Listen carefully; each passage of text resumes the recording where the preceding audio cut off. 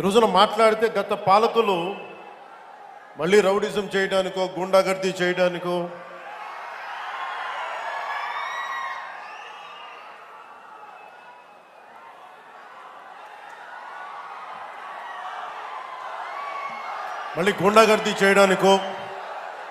Rowdyism చేయడానికో అలాంటి భావన మళ్ళీ ఉంది.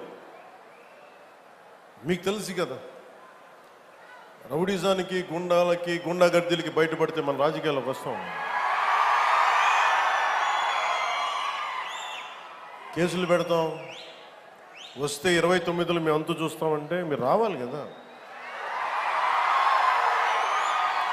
మీరు ఎలా వస్తారో మేము చూస్తాం.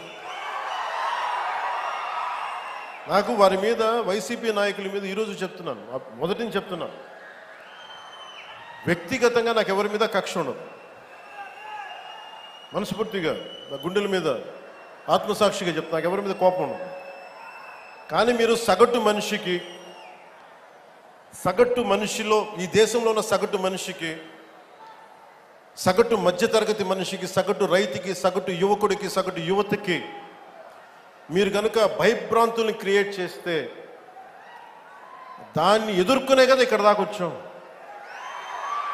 మీకు 151 సీట్లు వచ్చినప్పుడు కదా, నేను 2 చోట్ల ఓడిపోయినప్పుడు కదా మేము ఎదుర్కొని బలంగా నిలబడింది. అంటే గుండెల్లో ఎంత దమ్ము ఉండాలి, రక్తంలో ఎంత వేడి ఉండాలి మీలాంటి వాళ్ళు తట్టుకోవాలంటే.